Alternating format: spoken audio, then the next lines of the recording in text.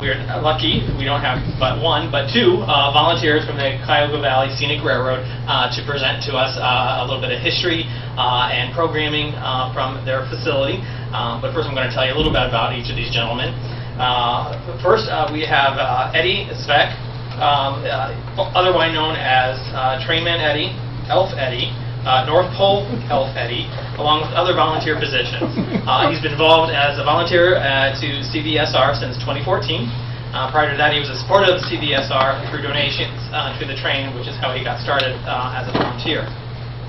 The special events, trains such as the Polar Express, Day Out with Thomas, beer and wine tasting trains, murder mystery excursions, superhero train, royalty on the rails train, brunch on the Cuyahoga, as well as simple scenic trains through the Cuyahoga Valley National Park are all trains that Eddie participates on. He's a fourth-generation Greater Clevelander and has always promoted what wonderful things Cleveland has to offer visitors to the area. He's also an avid bicyclist for the past several years, and he and other friends grew up around Solon and had started biking the towpath trail frequently, which that brought him closer in touch with CBSR and volunteering. And he's even recruited some of his bike friends to start volunteering through CBSR as well. Also joining us tonight is a volunteer, Tim Osek. Tim actually has been a volunteer with CBSR for over 16 years, compiling over 7,500 hours during his time. He's been a trainsman, a brakeman, and now he's actually currently serving as an engineer for the railroad, acquiring his engineer's license 9 years ago. He also serves on numerous other committees for the railroad. He became a volunteer after learning about the railroad and at a model train show. He also has an interest in model trains. His volunteer service consists of more than operating the locomotives, including frequent volunteering at the North Pole, as well as part of the Polar Express, one of the railroad's biggest events. He does say that some of the joys of volunteering at CBSR include observing how people enjoy the train ride and special events that the railroad offers. Also values the many friendships that he has made with other volunteers over the years. So at this point, I will go ahead and turn it over to Tim and Eddie to tell us a little bit more about the Cuyahoga Valley Scenic Railroad.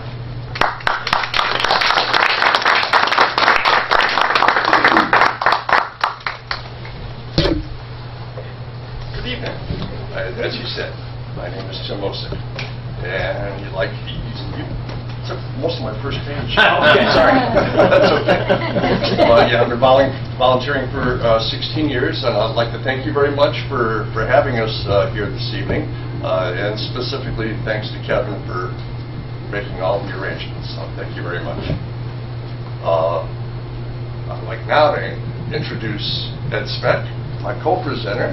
And Ed is also the chairman of our little speakers committee.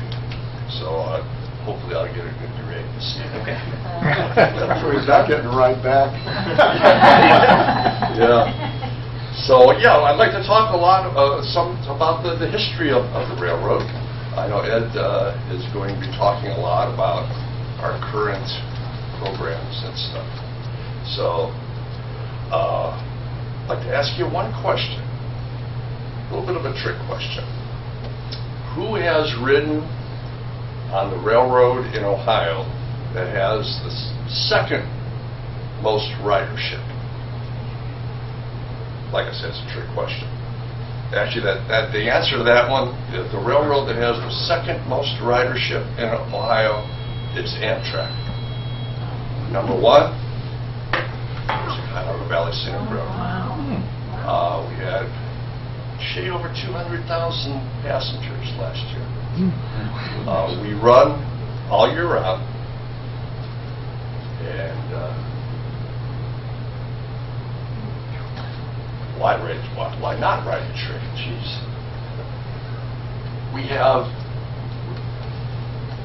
This is what I wear when I volunteer. I'm an engineer, and we're trying to go back, well, not trying, we do, harken back to a different era. The 50s, Ed, trainman's outfit, conductors is virtually identical, but it has conductor up here in the hat. So we're trying to go back to the old times. And for those of you that don't realize, I'm sorry, Tim. Yeah, go ahead. A lot of people, I didn't know until I started volunteering, But everybody takes their instructions from the conductor. The engineer, the brakeman, all the trainmen, any of the other volunteers that are working on the train. It's the one conductor and only one conductor on the train, sometimes with an assistant on the larger trains. But everybody gets their orders from the conductor, so that's why there's only one of them up there. Right. The conductor is the boss, and he tells me when to go, when to stop. I'm the one actually doing it, but he orders me around.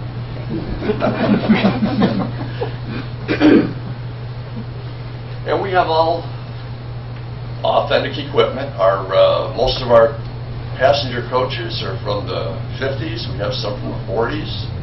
Our locomotives are primarily from the late 50s into the mid 60s. We have all old Alco diesel locomotives. Alco went out of business in 1969, but we still keep them running. It's not easy sometimes.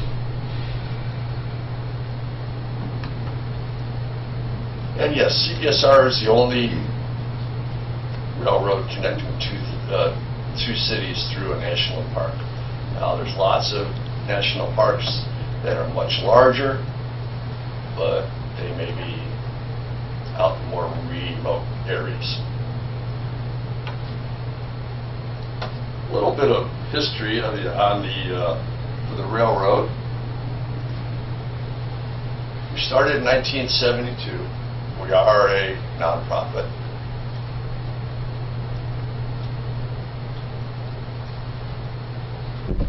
In 1974, the National Recreation Area was established, and some people, right around that time that it was being talked about, were thinking about trying to get a railroad, a passenger railroad, through the valley. The first actual run was the inaugural run was in 1975, and it went from the Cleveland Zoo to Hale Farm. It was a steam engine, and after deboarding, they took a little shuttle bus to Hale Farm because the tracks didn't go right directly there. The train went up to Akron, where it was able to turn around, come back. On the way back, had a fire in one of the bearings, burn it up. So they had to go and borrow an old diesel from Chessie to finish the run. So the people got back to the zoo at 1 in the morning. So not really an auspicious start, but we're doing better now. In the 70s and even well into the 80s, the railroad was, the scenic railroad had lots of problems. Equipment problems, money problems. CSX was Chessie, now CSX owned the tracks for quite a while. And in the mid-80s, they decided to abandon those tracks. There was only one freight train running at the time, one per week, bringing coal from southern Ohio, West Virginia, to the steel mills in Cleveland. And they said, it's not worth it. So they quit running, and because they were not maintaining the tracks, they would not allow Cuyahoga Valley Line to operate passenger equipment for a couple of years. Then the National Park System stepped in, and they bought the tracks and spent a lot of money rehabilitating them. They still own the tracks. The railroad's sort of like a subsidiary, would you call it? Separate entity, but the tracks are owned by the Cuyahoga Valley National Park, whereas the Cuyahoga Valley Scenic Railroad is a separate entity in and of itself. Right. So the National Park maintains the tracks. They own our maintenance yard.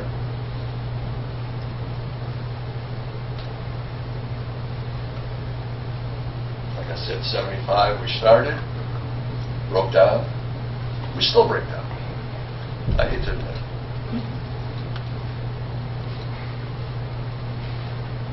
Yeah, 85, abandoned.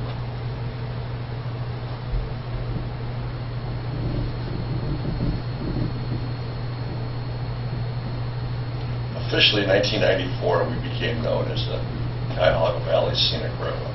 Oh, another little tidbit. Ed and I were just talking about this. Does anybody remember the name of Nick Maletti? Yeah. Yes? Basketball teams. Yes, he helped found the Cleveland Cavaliers. Well, he was also one of the founders of the Cuyahoga Valley Scenic Railroad. He was the first president. It had a different name then. It was called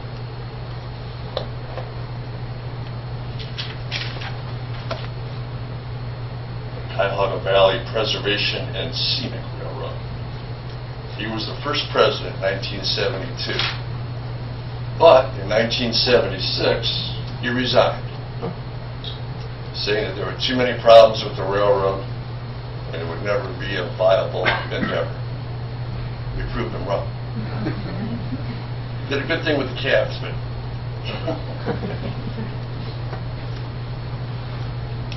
and in 2000, became a national park. And we are truly a partner with the park. We do lots of programs with rangers on the train as we're going through the national park. And they help talk about and explain the flora and fauna.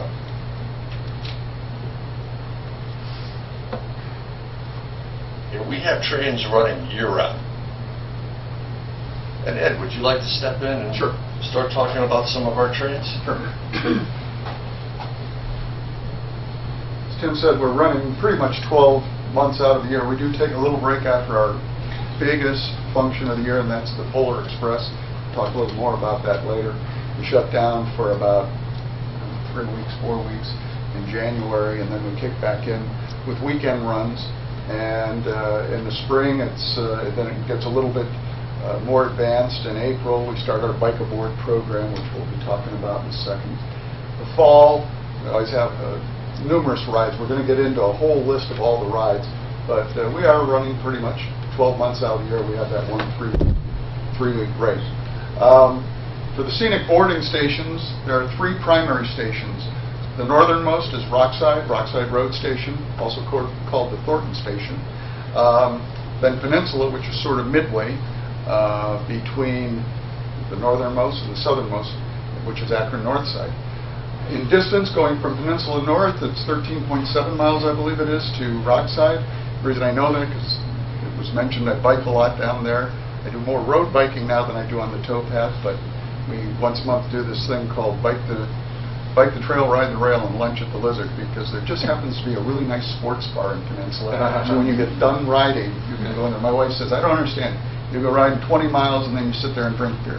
I said, it's all sentimental.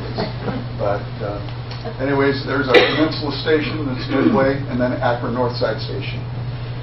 Some of the programs that we have, we've teamed up in Akron with the Akron Metro RTA.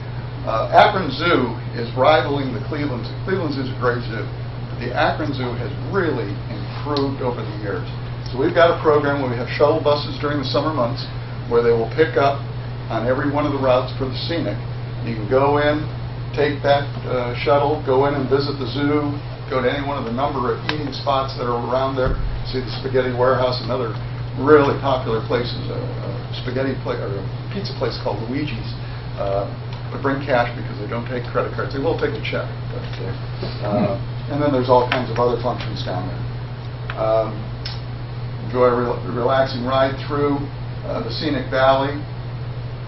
We have our scenics, and they start at 9 a.m. They run 6 days a week. We have 3 3-hour routes during the entire day. If you were to buy one scenic ticket, which is $13.50, you can board at any one of the stations. You can get off at any one of the stations. And as long as you time it well, you can pick up the train 3 hours later going back up to the original station where you started from. That's with a regular scenic ticket. Then we have some other specialty trains, and I keep mentioning it. We're going to get into those. We've got a full list of them. I mentioned here's Bob. In Peninsula, right where the Cuyahoga River is going through, there's always this great heron there. And there's a beautiful area 5 miles down the road, because I bike by it all the time, and it's a heronry down there. And in the spring, if you're ever up in that area, on Bath Road between Riverview and Akron Peninsula, to see these gangly things coming in, they have over 100 nests in all these trees. And another interesting story that I learned just this last 6 months was, this heronry, actually, they moved. They used to be in the Pinery Narrows where the eagle's nest is. And the reason they moved was because the eagles came in. And the eagles were raiding all of the nests. So they moved on down the road there. So if you ever get a chance to get up there and see it, it really is a sight. There is a area you can pull off there, and on the weekends they usually have a park ranger there, has binoculars set up and is giving talks and everything on it. But this is Bob. It seems every time we're coming through in Peninsula, he's in this one section there, and he's bobbing for free. That's what we call him, Bob. Anyways, this is the Beaver Marsh. This is south of Peninsula, about 3 miles. And the story goes, this was all a junkyard in the early days of the national park. And they were cleaning it up, pulled all the junked cars and stuff that was in there out. And they wanted to make a parking lot, I think it was for the Howe Meadow, which is right across the street where they have many functions at, farmers markets and things of that nature. And the beavers got involved. And they dammed up everything. And they, being a national park, they don't want to interfere with nature. So you have, if you can see, I don't have a LED pointer here, but in the back, there is a boardwalk that connects the towpath, and I think it runs for almost 3/4 of a mile. And there's 2 sightseeing areas that bump out in there and everything, that you can actually see the beavers. And the other thing that really just proves that the Cuyahoga River is getting better and cleaner is now river otters have come back. And they say those will not come back unless the river is good and providing an environment for them for feeding and everything. So it's a beautiful area there at the Beaver Marsh. Here's some of the offerings in the scenic. You have coach seating. As I mentioned, those tickets are valid all day long. We have first class and upper dome seating. We have, at this point, 1 dome car. And I think you know what I'm talking about. It's all glass enclosed. It has a main floor, that's first class. They're a little better seats than that is in coach, but then you can pay a little bit more and go up into the dome section up there. That, when you go buy the first class and dome seating, you usually buy it either at Rockside or at Akron Northside, and it's good for 1 3-hour loop. And it's only because it's very popular, so we can't expect people getting off and saying, well, we're going to reserve that seat and other people want to get on. So we sell it for 1 3-hour loop. Dining options, we have breakfast and lunch on the weekends that are catered by this wonderful restaurant out of Rexville, Ohio, called Creekside. The food that they give it, they really do a really nice job. There's usually 2 sisters that work there, Trish and Anne Marie, are the 2 main gals. And I've been the trainman in there, and they're a lot of fun to work with. They bring their own staff in, and it's in one of our dining cars there. And the food items that they serve, especially on the lunch, some of the entrees are really quite good, because they sort of feed me too. Sort of Hale Farm, as I think somebody was mentioning. Oh no, that was you. You went to Stan Hewitt, though, right? Stan Hewitt. Right. Yeah, they had a but they had the Hale farm. Farm. What we can do is there's special tickets that are sold for Hale Farm. The train stops at Indigo Lake, and there is a trolley that comes picks you up. Not a trolley like you guys have. I'm sorry. It's like what you see at a tram, yeah, at Disney World or something like that. And it takes you the 1.5 miles. You can walk it if you want, but that's 1.5 miles, 2 miles over to actual Hale Farm and visit with Hale Farm, and then pick the train up on the way back. As I mentioned, that Howe Meadow, which is across from the Beaver Marsh where they're going to put the parking lot in, they have a Conservancy Farmers Market. Within the national park, there are several working farms that are all on national park land. And the agreement is between whoever the people are that are leasing the land, and they have to be producing something. And I don't know how the monitoring, that's a national park thing, but they monitor it. And there's Brunty Farms that they grow turkeys that are wildly popular. They sell out a month before Thanksgiving, but again, very popular. There's a Trap Farm that's doing, he's got hogs, chickens, all kinds of vegetables and everything. There's a place called Zale's that has cornfields all around where the train goes through, as well as brings in all kinds of really nice produce items. They have a lot of nice sitting areas out there that you can just visit and enjoy while you're there. This is another picture of what we call our Silver Bronco. This is our one dome car that we have. You see the upper portion, that the picture up on the top here, that is the actual glass dome section. There's about 22 seats up in there. And then the lower car is divided into a north and a south section. And in each of those sections, I believe we've got about 18 to 20 seats in each, the front and the back. You get a complimentary beverage and light snack are provided for the first class and upper dome. You get some crackers and water and stuff like that. But they are introducing now beer and wine into there, and I'm going to get into a little bit more about what we offer in some of the other cars. We do have ADA accessible cars on all of our trains. There are lifts on both sides of our ADA cars, so it is wheelchair accessible. We have seating within the ADA car that fold down if the guest wants to sit in a regular seat, but if they need to stay in their wheelchair, we have the tie downs necessary for tying down their chairs in the car itself. And it's really interesting when we get a nursing home or something in there and you got 43 of these kids. It really is sort of like, especially when they don't tell you, and it's all of a sudden you see this bus out there. If you're ready for it, you can prepare for it. Additional amenities for all passengers. The Voices in the Valley. We used to have these little audio systems where we'd pass them out to people and they had earphones and stuff. They were about $300 a unit, and we wanted to find a better way to get. People weren't really stealing them, but they were walking off with them because they just didn't think. They put it in their purse. They can't serve any other function. But now what we've done is we've gone for all the smartphones there, where you can download something called the Cbs Tracker, and it'll track all the scenic routes. It'll show you where you are on the train, how fast the train is going, what direction it is going at that time. And then at key points all through, like when it goes to the Beaver Marsh, an audio, if you want to listen to the audio, kicks in and it tells you about that area. Or the Canal Exploration Center, which is up north, where it shows operating locks functioning. The National Park Service, as Tim mentioned, they always have people walking through the trains. They're always passing out flyers of all sorts, talking about different aspects of the park, the history of the park, and just a good sense of knowledge for all the passengers that are on there.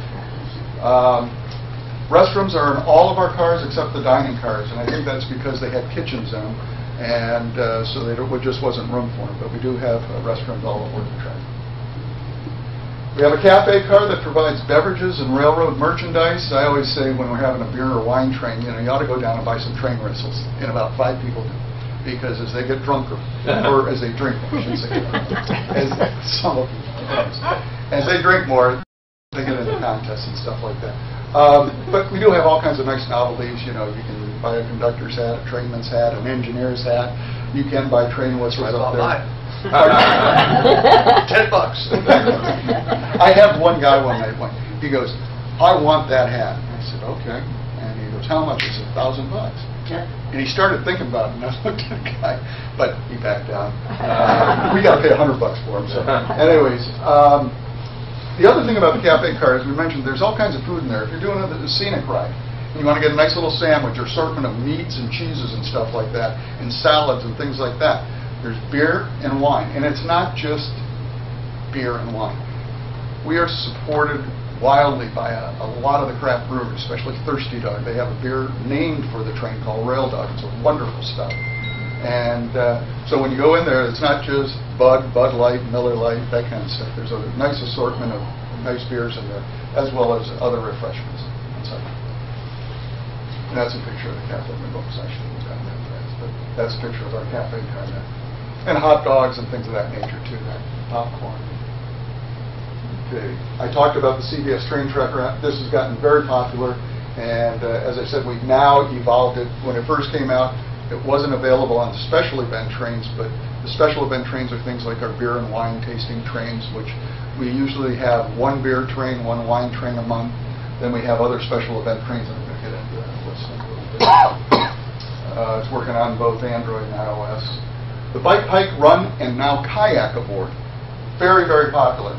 We were talking a little earlier about some of the issues going on with the train right now. I mean, we got a lot of very good stuff going. We're buying new cars, we're adding to the fleet.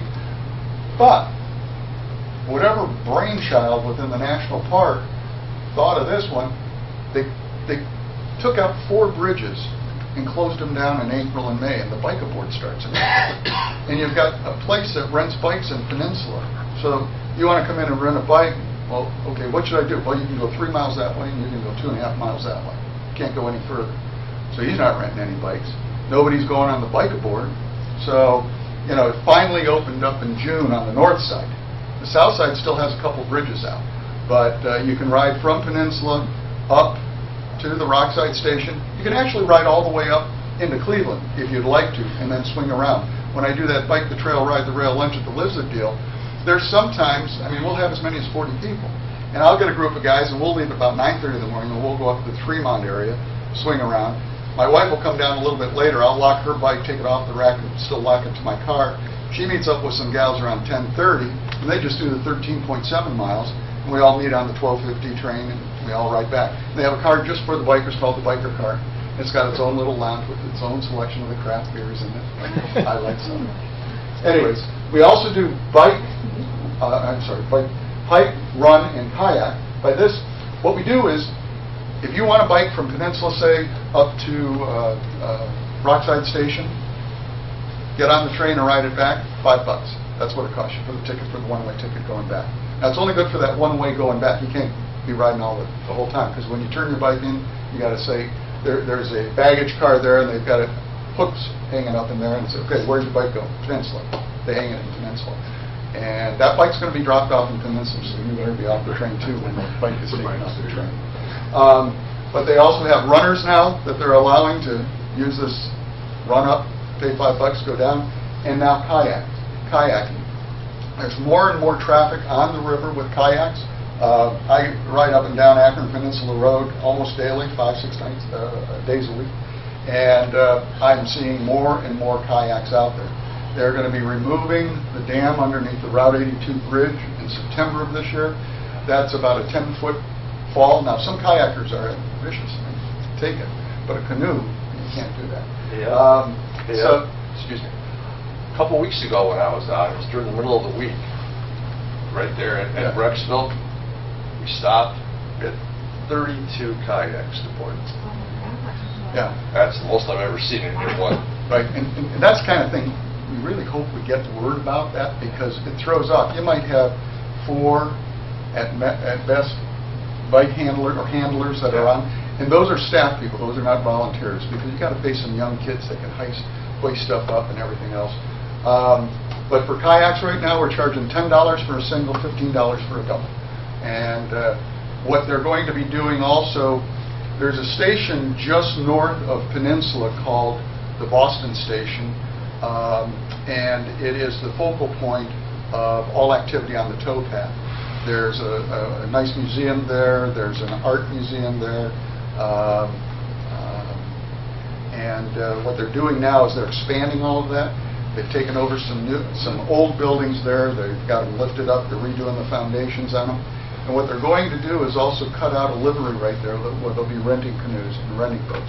So you can go towards Cleveland and the canoe float up the river. It's a river that goes north, which is sort of unusual. But and then pay your $10 or $15 if it's a double. But it's a very good event, not event, but it's a great asset for folks that like to run and bike on the towpath, because there are a ton of people out there. I guess I should have gone through all this. Bike board, those trains run from April. This is sort of a misnomer. It's through the full month of October, but they're usually doing the first weekend in November now, too. They added that a couple of years ago. It operates with the scenic train, so if you just go on the cbsr.com website and look at the schedule, that's the schedule that this is following. Like I said, they have a separate car called the biker car with its own concession area. $5 per person one way for bikers, hikers, runners, $10 per person for one-person kayaks, and $15 for two-person kayaks. Also, if you would happen to do that, if you're at the station and the train is approaching, you're supposed to flag a stop, you know. Right, and Now, especially because, and it's a good point, I'm glad you brought it up, when I mentioned it. We have other stations, we have other stops, boats and Indigo Lake, Canal Exploration Center and stuff. You can stop at any one of those or get on in any one of those as a biker, a hiker. We're not a kayaker because the river isn't near some of the, I'd be dragging it for a few months. But bikers or hikers can get on at any one of those stops there, and that's what we tell the people. You know, Flag a stop, we will stop. yeah, because If the you way don't, we won't stop. the way the train operates, we don't have a turnaround spot, so we have a north and a south engine. And so when we go north, the north engine's pulling us, and then when we get say down up to the north and we got to start heading south, we have a pause. The engineer gets out. He makes his walk, brakeman makes their walk, go all the way to the south engine, and then we proceed south.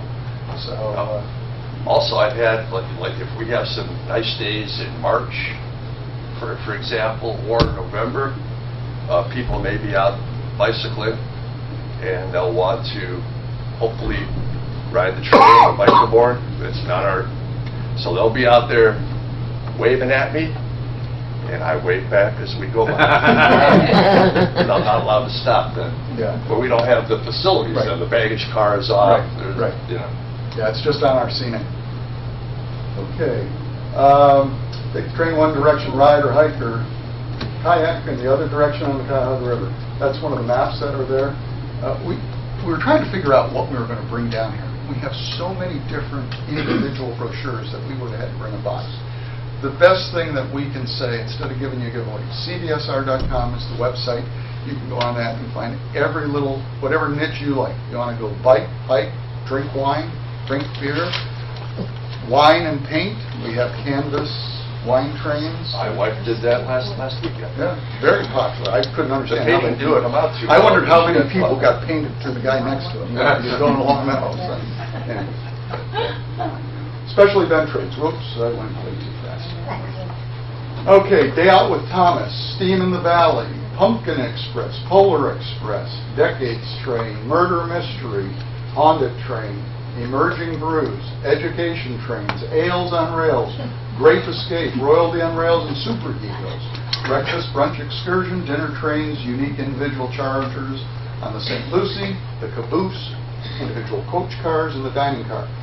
By far, our most popular event is the Polar Express. We're going to talk a little bit about that. But last year we did, I think it was something like 44,000 tickets. And the weekend sold out in 2 days. And it's just a widely popular event that's been going on for years. That is how I got started. I was telling somebody earlier, I used to donate to the train, and somebody said, well, you'd make a good elf. But you'd probably never do it. So I said, oh, yeah? Drank my beer, and I said, I'll do it. And next thing I knew, I was an elf. And then I got in and started being a trainman and everything else. But that is our biggest event. Second would probably be the Day Out with Thomas. You know, it's all Thomas the Tank Train and everything like that. And we do that over 2 weekends right before Memorial Day. And it's just amazing, the kids that see it. I do have, well, we all have stories, but I got a story.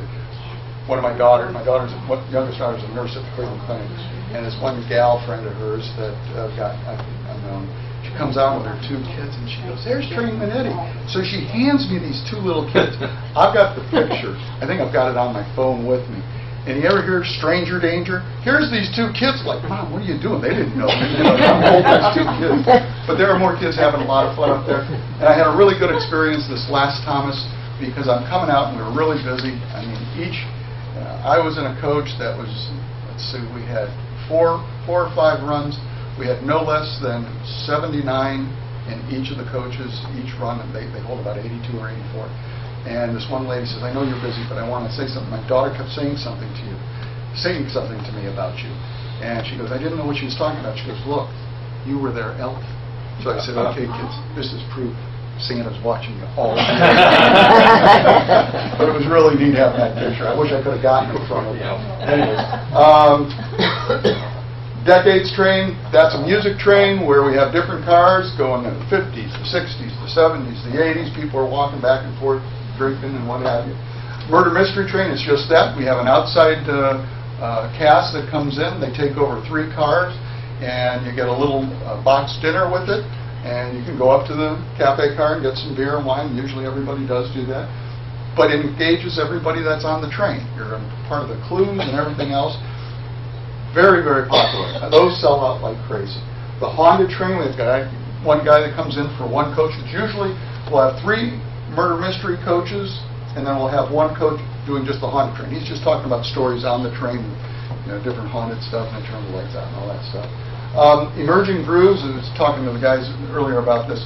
We have this one young guy, Danny's about 32, 34 years old, who's really been trying to bring new stuff in. So what he does here is, on Friday nights, once, maybe even twice a month, he'll take one of the dining cars and he'll invite a craft brewer from the greater Cleveland, greater Akron area to come in, and they bring their own little kegs in there, and you're tasting all their brews and everything. And that's been very successful. The education trains, those are done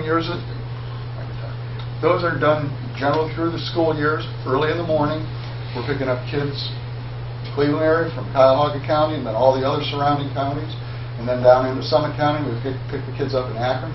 There's various topics. We do an underground railroad train, and a lot of park employees come in, and they enact stuff out, and engage the children also, giving them assignments of what they got to do or who they got to be. That's very popular. The Ales on Rails, Great Escape, that's our beer and wine tasting trains, as I've talked about. Very, very successful. We always follow a theme. The last one was red, white, and blush because it was the 4th of July. And then they'll do, wines of the Northwest, a lot of Pinot Noirs and things like that. Or they'll have celebrity wines, Greg Norman and all those people. But Royalty on the Rails, superheroes, that's, again, we bring in outside characters that come in and act for the kids. Again, very popular with young children. And the dinner trains, unique charters. We have a very nice car. I'll show you a picture of it in a second. St. Lucie, it was an old bar car from a Florida railroad that was donated to the train. There's this beautiful woodwork inside. It holds 18 people. A lot of people charter that. We charter cabooses. We don't charter them during the summer because there's no air conditioning and they're very hot. But in the wintertime, it's just, it's a pot-belly stove in there, and people can order pizzas in or their own food and stuff, and have parties up to about 18 people, 20 people. Middle teens. Okay. Okay. Day out with. I don't remember you mentioning the steam and ballot. I'll get into it in just a second. They just sent an announcement. This is Day Out with Thomas. As you can see, we not only have the train running where the kids go on a 40-minute ride on Thomas with Thomas the Tank running up and down, but also there are tents over in this big parking area, the Boston Mill Ski area. Our railroad group committee has all kinds of model railroad. It's from HO up to G gauge, and very, very popular. They have magicians in another tent. They're doing little tattoos of Thomas in another tent. They're reading stories. Very, very popular. This is the Steam in the Valley that you were talking about. We just got notice. I mean, I was looking at it before you folks started coming in, that it's going to be the 22nd, 23rd of September, and then for 2 days, and then the following weekend for 3 days. So you can go on the CBSR website. This is a vintage steam locomotive called the 765. It's owned by the Fort Wayne Historical Society.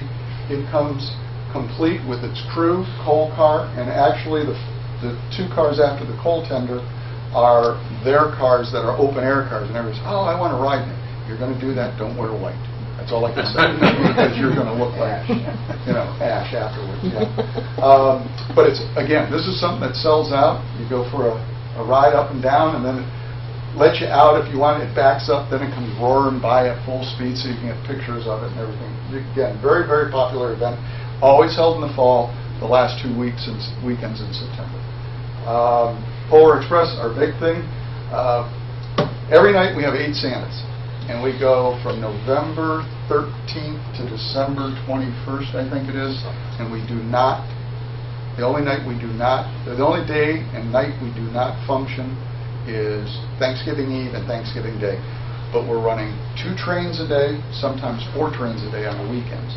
And I mean, it's just, I always say it's amazing because, you know, the trains leave Cleveland and Akron, and they leave about 10 minutes apart. Akron leaves earlier, and that's because we got about 150 elves down in the North Pole. We can't call it peninsula during polar. And, you know, they're jumping around down there, so we're trying to limit the exposure that they're out there. So, train comes in, Santa comes up and down, he's in his sleigh and everything, and all the kids jumping all around. Well, then, you know, it gets ready to leave, and then all the Santas come in. When that guy opens the door and starts yelling, "Ho!" you swear these kids are going to pee their pants. It hasn't happened to me yet, but I mean, it's just like they get shocked with the cattle. But so then Santa goes through, sits with each kid, and there's photo opportunities and everything. And it's very important when we have those 8 Santas, because when you only got 4 Santas, it's really hell to pay. But and you see this guy here? That's him. That's Mrs. Tim. Okay. 43 years, you said? Pardon? 43 years?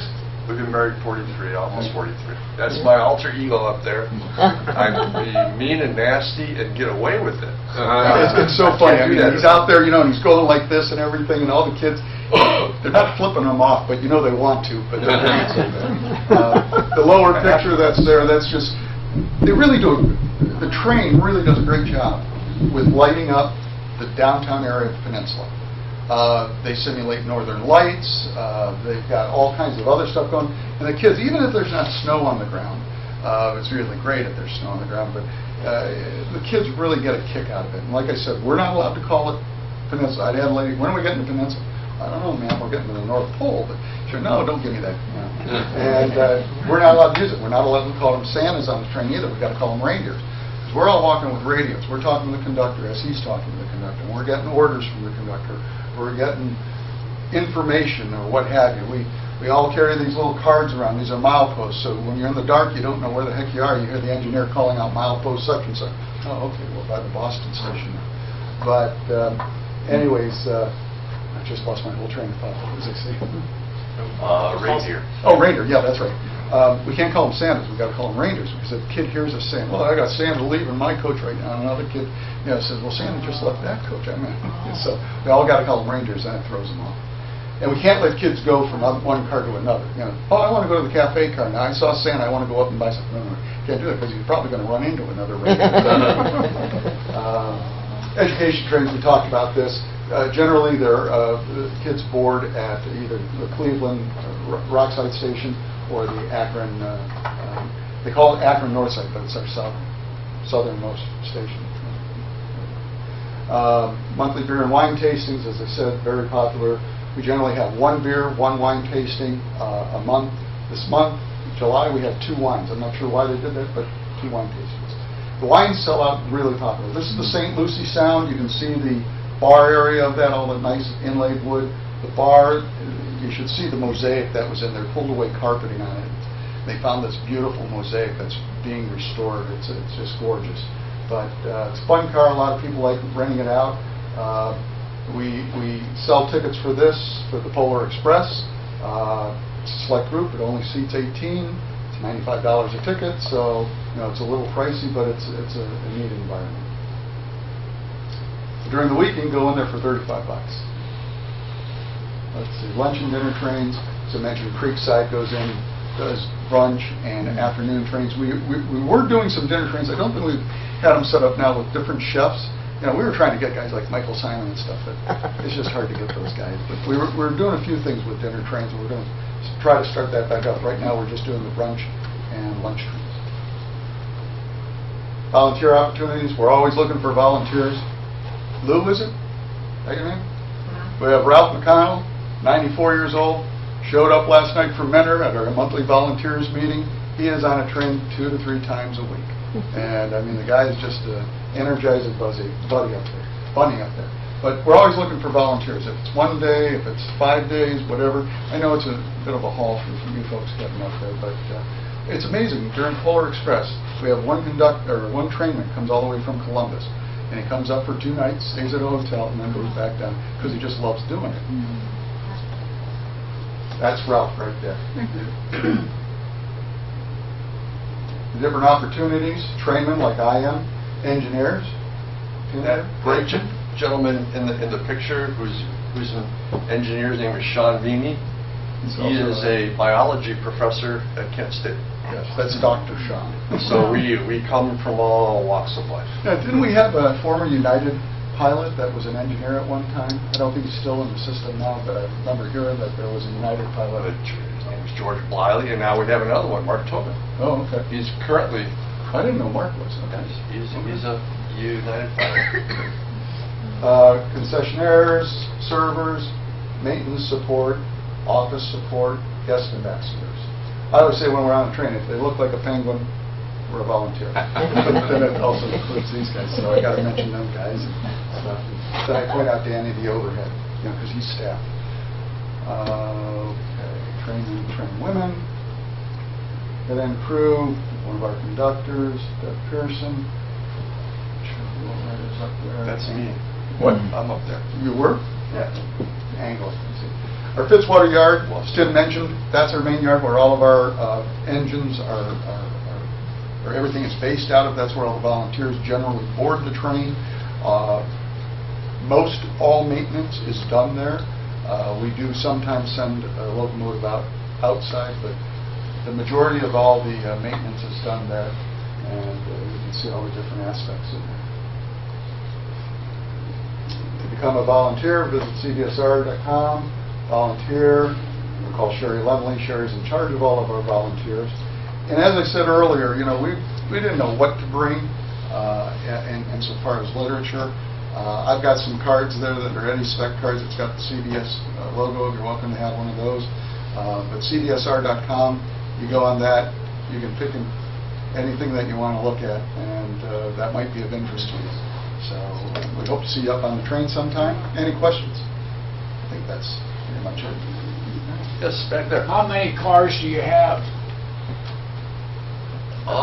Total, we've got probably about 40. On the train that's currently running right now, it's 15 cars long, including the 2 engines. And also, our top speed, our speed limit is 29 miles per hour. So back there, we frequently don't go that fast, but if we're running a little bit behind schedule, try to go 29 as often as I can. Also, going back a bit to the Beaver Marsh, and he was talking about river otters. My wife is a park volunteer. She's on the train. They call her a rail rover, and they have pelts and different information, pelts of some of the animals that you find there. I was really blown away by this.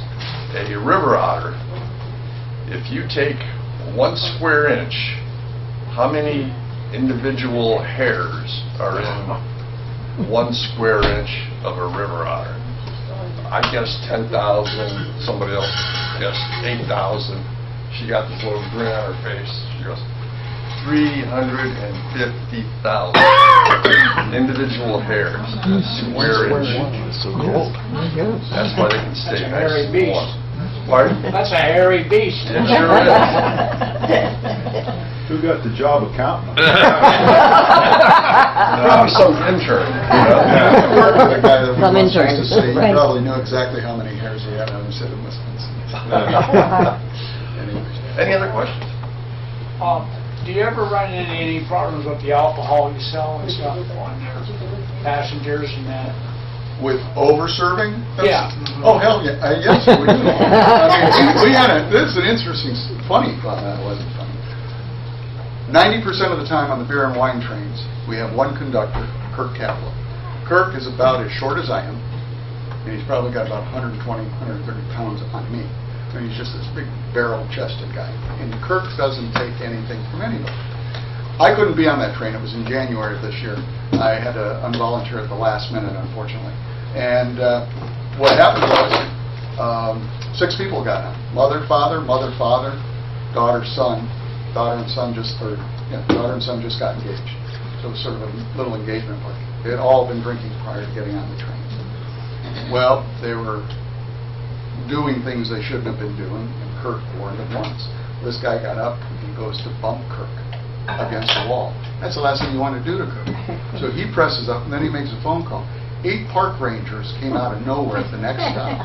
He went into federal court because it was on a federal national park. He had to face a federal judge that didn't want to get up on Sunday morning to go meet this guy who spent the night in jail. When the other 5 people got to Rockside Station, there were 4 more rangers waiting for them and told them, don't even think of getting in your cars or we're going to charge you with OBI. So you got to call Uber. So, I mean, that was a little over the top. I mean, we try to watch our people, and more, one of the things we're looking at now is having a designated driver fee on beer and wine trains. So if you say you're going to come on and you'll be the designated driver, you got to brace it. Somehow we designate you. You get all the pop and everything you want, but you're the driver. And more people are using Uber. I mean, we had a group of 14 young people, early 30s, and they're all from Columbus. They were all in education. There were 2 men and 12 women, I think, and they're down the Akron, and they all Ubered from the hotel because they wanted to have a good time. So we gave them a good time, you know. So more and more people are watching, and we watch it. We card every time because, I mean, the conductor, again, like I said, it's usually this guy Kurt, and he's always out on the platform, and he'll be directing people, okay, you're going down this way to those cars, if you got those tickets this way, and Eddie, 1 girl's coming toward you, or 1 boy's coming toward you, card the person, because they just look at it. Sometimes they get upset, and 1 girl, my birthday was 3 months ago. It's our license. I'm very sorry about it, but it's our license. Yeah. Also, we only have so much beer or wine per car. It's not unlimited. Right. It's not drink until you pass out. It's regulated. Like what Ed said, sometimes the problem is people have been drinking before they get on the train. And then that little bit extra, they put them over. When we're serving, we give everybody a souvenir glass. It's really a very nice glass. The wine glass and the beer glass. The wine glass is etched with the Cuyahoga Valley logo on it, the name on it. We tell the servers go up just about to the bottom of that with the first pour. If they want to have more, we'll give them some more. But a lot of times people are like, I really didn't like it. Even with the beers. I mean, if you've got IPAs and stouts and stuff, I don't like IPAs, so I'm not going to try it, but I'm not going to want more of it. Whereas if it was a stout, yeah, fill me up. You know? So we'll go in and fill people up, but we've only got a limited amount for the group of people, passengers that we have on the car. And again, that goes back to this guy, Danny. He said, okay, Eddie, you're going to have 42 people in the Paul Revere tonight, you know, so you got 6 bottles of wine to divvy up between them. But by that I'm saying 6 of each tasting. If you're in a coach car, you get 5 different beers or 5 different wines to try with 5 pairings of food. If you're in a deluxe coach like the Paul Revere or St. Lucie, you get 6. Any other questions? All right. Well, thank you very much.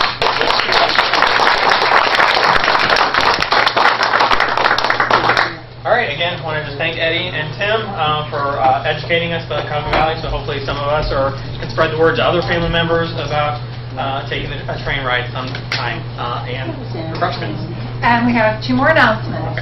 Of course, you heard about all the wonderful tours on the CBSR, but don't forget that the Quakertown Trolley has wonderful tours too, besides the Underground Railroad tours that are coming up. The Ghost tour schedule should be up in the next week or so for this fall. We're in the process of writing a few new tours, one on Ellen Freed and one on Charles Birchfield. We are taking suggestions if you have ideas for tours you would like to see us have. And we will be starting our capital campaign to raise funds for the replacement trolley. We're at $7,000 so far. Thank you for those who have made a contribution. But we need lots more to get that new trolley. So, and also we are, that's one other thing. Oh, the Bugle is coming up. So if you have any suggestions for articles for the Bugle, please let one of the board members know so that we can try to include that. And refreshments this evening are from Kim Gall, one of our board members. So please help yourself to the ice cream and sundae bar and some fruit if you want to be healthy, or both.